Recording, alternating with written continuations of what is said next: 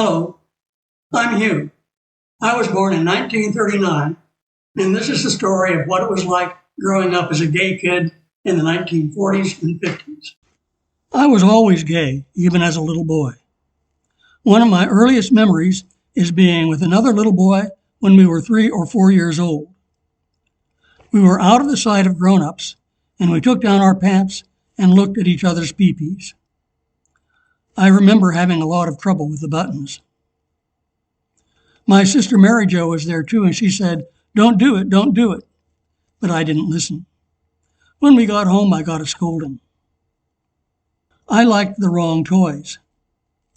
Mary Jo had a cool play stove that you could turn on, and it would light up, and you could put things in the oven and pretend to cook them just like a real stove. I would wait until she was busy with something else, and then I would slip over and play with the stove. My mother stopped that. I was not supposed to play with girl toys. I had my own toys to play with, boy toys. 80 years later, I remember that stove. My own toys? I don't remember what my own toys even were. It's that play stove I remember. These are brief, bright flashes in the blackout of childhood amnesia. In the summer of 1945, when I was 5 years old, we moved to Oregon Basin, an oil field in Wyoming. My father worked for an oil company, and we lived on the company lease. Oregon Basin is high desert country, about 25 miles south of Cody. Of course, there were oil wells everywhere. This is me standing in front of our house. Our house was made of corrugated tin. The nearest neighbors were 5 miles away. Our water was hauled in by truck. We had an outdoor toilet. The house was rickety, and in winter, snow would drift in through cracks and accumulate under our beds. Here's me and Mary Jo and our mom and another oil well. All around us, the wells pumped day and night. Sludge from the wells drained into ponds, which from time to time were set on fire, releasing huge black clouds of smoke. Sometimes the drillers would lose control of a rig, and the result was a gusher. One of those gushers erupted near our house, and we watched the workmen lugging sandbags and a steady downpour of crude petroleum. These days, all field personnel in Oregon Basin wear monitors to detect dangerous gas leaks. Not us. We never heard of such a thing. It was a wasteland. But aside from the areas right around oil wells, it was untouched nature. Majestic Heart Mountain was just north, and Oregon Basin was overgrown with sagebrush and greasewood and prickly pear and barrel cactus and salt sage and Indian paintbrush. It was teeming with wildlife, coyotes and jackrabbits and prairie dogs, dragonflies and horned toads and rattlesnakes. The terrain was littered with interesting rocks. You could pick up pieces of petrified wood and moss agates on the ground. Near our house was a hill with an abandoned gravel pit on top. That's it in the background of this photo. We found lots of trilobites and fossil fish there. Once we found a clutch of petrified eggs. Our family often went camping in Yellowstone Park, where my father loved to fish. When we drove past Heart Mountain, we would see bighorn sheep jumping about on narrow ledges. In the park, we saw bears begging for treats and buffalo blocking the highways. In the spring, after the snow melts, Oregon Basin is green for a short time. Then you see Indian paintbrush. In the summer, it returns to its usual colors of brown and gray. In this photo, you see the ring of low sandstone bluffs that form a wall around Oregon Basin, making it a basin. Why it got the name Oregon, I do not know. It is nowhere near the state of Oregon or the Oregon Trail. My best pal in Oregon Basin was Bobby Edgar. I don't have a picture of Bobby as a boy. This is a photo of him after he was grown and had become a famous archaeologist of the Old West. Bobby lived about 5 miles from us. I would ride my bike over to his house and we would go on long hikes. One day, Bobby and I came across a sheep herder who was moving his herd to another range. The sheep herder was on foot, leading a horse, which was pulling a wagon just like the one in this old-time photo. Horse and wagon and dogs and goats and a few hundred sheep nibbling the grass were moving along at a speed of maybe 10 or 20 miles a day. It was a solitary life, just him and the sheep. Not even a radio. Portable radios weren't a thing yet. The sheep herder let us amble along with him for an afternoon before we had to turn back and be home for supper. Bobby's father was part Comanche, and Bobby was interested in Native American history. On our hikes, we would often find arrowheads and spear points. Bobby had a super sharp eye and had collected a cigar box full. We usually hiked to the Indian Hills. That was our name for the low sandstone bluffs. The ancient hunters had carved messages in the stone. We would gaze long, trying to figure out what the petroglyphs were saying. These pictures from the internet show some of the Oregon Basin petroglyphs. As I mentioned, Bobby became an archaeologist.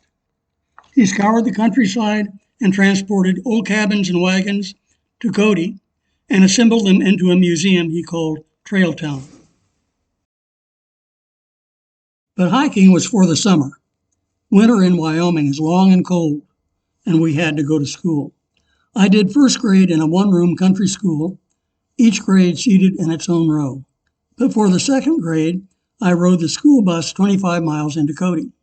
We had an hour for lunch recess, and one day, completely against the rules, I slipped away from the playground and walked 2 blocks to Main Street all by myself to the public library. This is the old Cody Carnegie Library, long since torn down. It was a regular temple of learning. You climbed up the stairs and entered through the heavy double doors, and there you found another long set of stairs leading up to an enormous desk where the librarian sat glaring down. These photos of Miss Burton are from an old movie, but they give you the idea. So up the steep stairs I went, and the librarian asked what I wanted. A book, I said. What kind of book, she wanted to know. That stumped me. I had not thought that far ahead, and I didn't know what kinds of books there were. So I said the only kind I could think of, a mystery. She led me to a whole shelf of Nancy Drew and Hardy Boys stories, and I left the library clutching The Mystery of the Old Clock. On return visits, I read through the whole shelf, one book at a time. When I had finished the mysteries, I explored other shelves. Soon I discovered Huckleberry Finn and Little Women and many other titles, and I was reading all the time. My mother would scold me, "Hugh, get your nose out of that book and go outside and play." But I was completely enchanted. At school, I was a star in the classroom, always raising my hand. But on the playground, I was a flop. I hung back when the other boys played rough and tumble games, and I simply could not catch a ball, as the boys in this picture are doing. I just couldn't, and I still can't. I can't catch a ball, and I can't throw a ball, and I don't know why. Once when I was in the 4th grade, another kid that I didn't even know walked up to me and for no reason punched me in the nose and called me a sissy. I had a bloody nose and I cried. That was very bad. And the school bus every afternoon was a torture chamber. One big kid made it a project to pin me down every day on the way home and beat me on the head with a book. There was no way to escape and no grown-up supervision. So I cried. Me in the 4th grade. I was a sissy and I knew it, but I had no idea what to do about it. And then the problem solved itself. Our family moved to Newcastle, Wyoming, on the other side of the state. I was in the 5th grade, still terrible at sport, but no one beat me up or called me a sissy. Newcastle is the county seat of a ranching community. The population was about 3,000, and it's about 3,000 to this day. To the north are the Black Hills, a forest of towering ponderosa pine.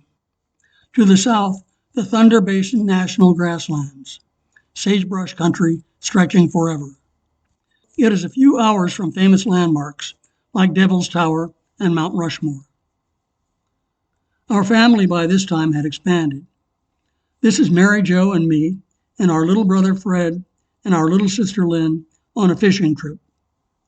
My father loved to hunt and fish, and we always had venison or antelope or trout on the table. He taught me to shoot and fish, but I wasn't really into it. Once I aimed a BB gun at a robin just to see if I could hit it, and I did hit it, and it fell down dead, and I was very sorry. The big activity for boys in Newcastle was hiking. We would hike north into the Black Hills to Cave Springs, a natural spring which ran clear all year, or to Cambria, a deserted mining town. To the south, we found abandoned ranch houses and an old cemetery with weather-beaten wooden headboards marking the graves. This imposing building was the schoolhouse, now burned down. In the 7th grade, my best pal was Marvin Hoy. These are our class photos, me on the left and Marvin on the right. Marvin was hopeless at sports like me. At school, the boys had a graded field on the lower level for football in the fall, baseball in the spring. The girls had their own playground on the upper level where they played jacks and skipped rope. Marvin and I avoided both areas and spent recess hanging out together.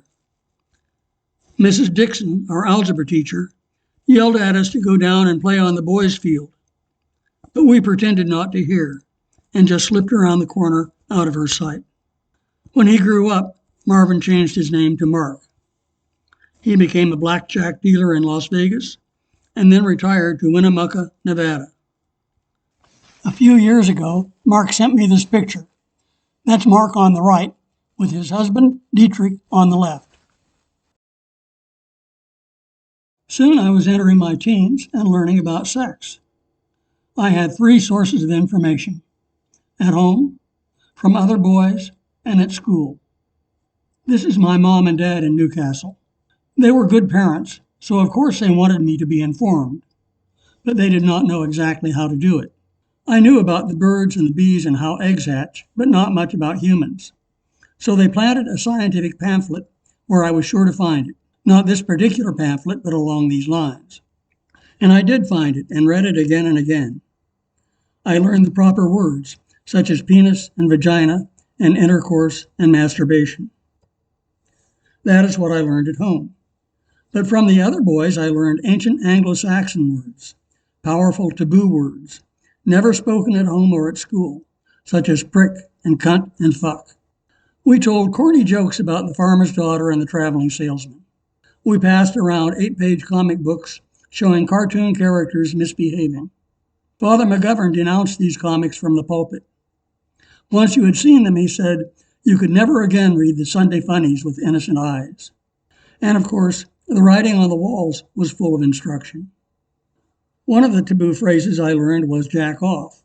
Freddie Bosnich, the kid who lived next door, had just learned how, and he was a regular missionary, eager to pass the secret along. I was more than willing to learn, and one day we found a secluded spot and he taught me. It was very surprising. I was a little bit stunned. I didn't know what to think. Then I went home and forgot about it, but a few days later I remembered. The knowledge was very useful the next summer at Camp Old Broadaxe. During the day, we learned how to build campfires. At night, after lights out, we all masturbated together in our big tent.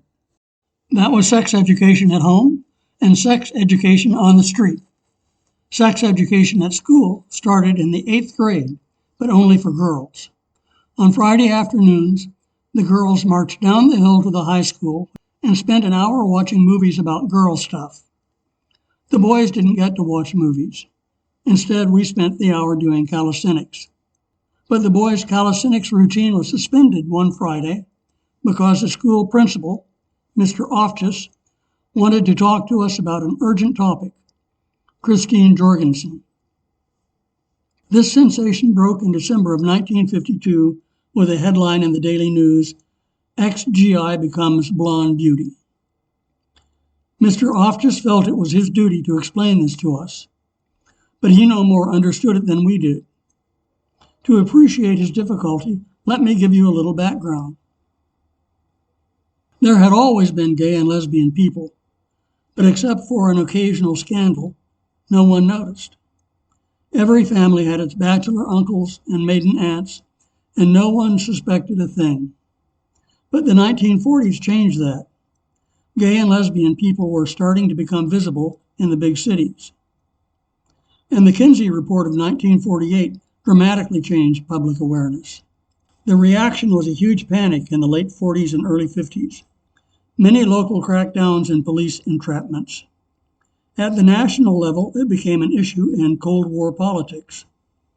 Senator Joseph McCarthy and his allies accused the Truman administration of allowing communists and perverts to infiltrate the government. The 8th grade boys did not follow the news and were unaware of all that. Christine Jorgensen was as remote and unreal as Queen Marie of Romania, and Mr. Oftis's explanation was lost on us. What we knew about was fairies. I didn't know any fairies, but I heard that the man who ran the watch repair shop on Main Street was a fairy. We also knew about morphodites, because there was one in the carnival that came every summer. But you had to be 16 to see the show, so we only got to see the poster. So I completely forgot about Christine Jorgensen. But the following summer, I began to have a nagging question. What would I look like with long hair and a dress? It was just idle curiosity. I didn't want to have long hair and a dress. I just wondered, and I couldn't stop thinking about it. So I came up with a scheme to find out. Halloween was coming, so I decided to put on a witch costume and look at myself in a mirror. I didn't expect to look beautiful. I just wanted to see what I would look like in a dress. So in October, I went to the dime store, got the costume, and looked at myself in the mirror. That was all. My curiosity was satisfied, and that was the end of my cross-dressing fantasies. That fall, I entered high school, and there was a definite difference.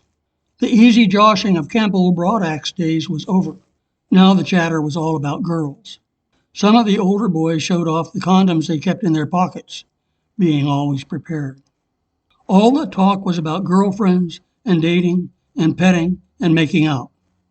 I didn't have a girlfriend, and I didn't particularly want one. It was very confusing. Just about then, I had a religious vocation. I was not a particularly pious or devout kid, but I was an altar boy. I tried very earnestly to be good, and I thought that monks and missionaries were cool. I did not consciously plan it as a way to avoid having a girlfriend, but I was fine with that result. So I mentioned it to my mother, and she mentioned it to the pastor, and he mentioned it to the bishop, and suddenly it was all arranged. My father was not happy about it, but he did not interfere, and I was super excited. So at the age of 15, in my sophomore year of high school, I entered a seminary.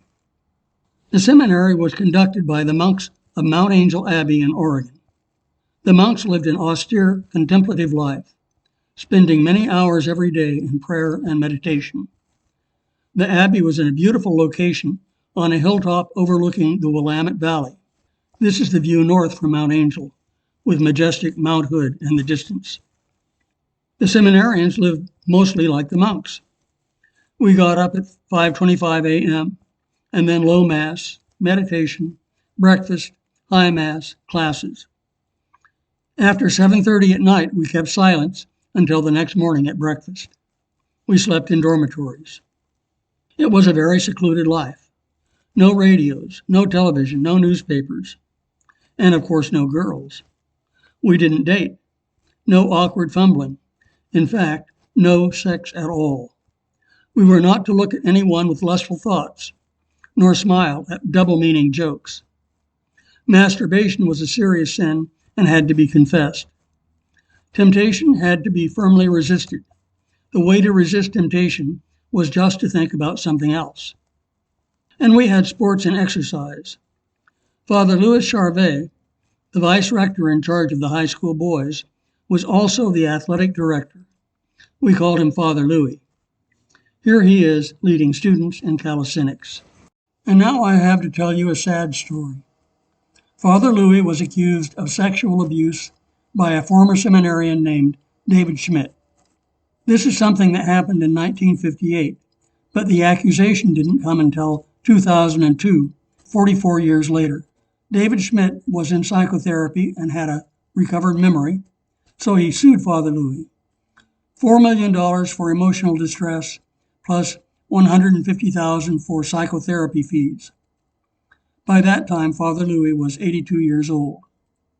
David Schmidt's recovered memory was summarized by the Oregon Supreme Court as follows. This is a quotation. In 1958, when plaintiff was a high school freshman at Mount Angel Seminary, Father Charvet, plaintiff's freshman advisor, asked plaintiff to meet Charvet in his office at a specific time.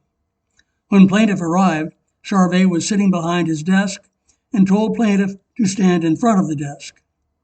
Charvet then began questioning plaintiff as to what he knew about sexuality and reproduction. Among other things, Charvet asked plaintiff whether he had ever masturbated and explained to plaintiff what that was about. At that point, Charvet became less technical and began using street or gutter talk as opposed to clinical terms. During Charvet's questioning, plaintiff could see that there was a lot of motion going on under his cassock, and according to plaintiff, it was pretty obvious that Charvet was masturbating. Although Charvet never instructed plaintiff to remain in the room, plaintiff stated that his training as a student in the seminary prevented him from leaving, and that he felt in a locked situation. The incident lasted approximately 30 to 45 minutes. End of quote. That was David Schmidt's recovered memory. Father Louis had a different recollection and said he did not masturbate during the session. Father Louis was wearing a scapular, a cassock, and trousers, and was seated behind a desk, so David Schmidt could not have had a clear view. So who knows what happened? Unfortunately, Father Louis was accused also in 14 other complaints. Those 14 were all settled before trial, so the details did not become public. But the total did place him fourth in the number of sex abuse claims for the Portland Archdiocese. David Schmidt's case went through trial and appeals, eventually reaching the Oregon Supreme Court, which had to decide whether such conduct constituted cruelty to a child. During that time, Father Louis had to endure this. Lives in Mount Angel Abbey. Cannot celebrate any of the sacraments in public. Cannot present himself as a priest to the public. Forbidden from wearing a Roman collar. Restricted to the cloistered area of Mount Angel Abbey unless accompanied by an approved supervisor. That went on for 5 years while the case was being appealed. Father Louis died in 2007. In 2010, the Oregon Supreme Court decided that masturbating in front of a minor did constitute cruelty and remanded the case to the trial court where it was settled. Forbidden to wear the Roman collar. Restricted to the cloister. What are we to think about this? Certainly, it is very heartbreaking. After devoting his entire life to serving God, Father Louis spent his old age in disgrace. David Schmidt's recovered memory is heartbreaking too. $4 million worth of emotional distress. It is sad that at the age of 14, he was so frail and vulnerable and unprepared for life. At one point in my first year at Mount Angel, Father Louis asked me whether I understood about sex and reproduction, and I said, "Oh, I know all that stuff." And he didn't bring it up again. Some of the boys, I suppose, had very sheltered upbringings and needed sex education, but Father Louis did not know how to provide it. Now, I've told you this long story about Father Louis, and not a word about the other monks. There were about 200 of them. They were hardworking and kind and good. During my 6 years at Mount Angel, I never saw or heard of any of the monks doing anything improper. Far from being sexual predators, they took their vows of chastity very earnestly. And that was the danger. A cloud of repression hanging over the place. A silence and refusal to acknowledge a critical area of human experience. Father Louis and David Schmidt, it seems to me, both were victims of a delusional and inhumane belief system, and David Schmidt's recovered memory is a textbook example of the return of the repressed. Monastic culture has been in decline since the 1950s. When I was a student at Mount Angel, the Abbey was home to more than 200 monks. By the 1970s, the community had declined to 125. In 2021, the number was down to only 51 monks. They are vanishing before our eyes, like a rainforest tribe after its first contact with the outside world. Of course, back then we had no inkling of the changes to come. We were busy exercising our willpower by concentrating on our studies and not thinking about sex. Our education was heavy on Latin. We had lots of Latin classes. We attended Latin Mass. We sang Latin. We recited Latin. We read Caesar. We read Cicero. We read Virgil. We also studied Spanish and German and ancient Greek. And we learned about the ancient heresies, the Arianists, the Monophysites, the Monothelites, the Manichaeans, the Nestorians, and the Donatists. Besides that, we got a regular liberal arts education with courses in history and literature, physics, biology, and psychology. One section in our psychology textbook was particularly interesting to me. It discussed homosexuality. It was just a page and a half, and I read it again and again. By that time, I knew very well it was about me. The textbook said the cause of homosexuality was unknown and there was no cure. I tucked that information away in the back of my mind. This is me with Mary Jo and Lynn and Fred and our baby brother John about this time. Our family then was living in Utah, and I spent summers and Christmas vacations at home. There were 10 of us in the 1957 high school graduating class. Here are some before and after photos of a couple of friends I am still in touch with. This is Bernie Feast. He became a monk at Mount Angel, taking the name Father Hugh, and now he is the Reverend Hugh Feast, OSB, the distinguished scholar of medieval mysticism. This is Don Ursig. He was ordained. Later, he left the priesthood, ran a business, and raised a family. And this, of course, is me. The years were going quickly. Instead of a shirt and a necktie, we older students wore a cassock and a Roman collar. We were sharks at the bridge table. This is my friend Rendell Mabey holding a hand of beautiful clubs, and me in the background trying to figure out what to bid, and a photo taken by Don Ursig. Rendell later left the seminary, became a philosophy professor, and raised a family.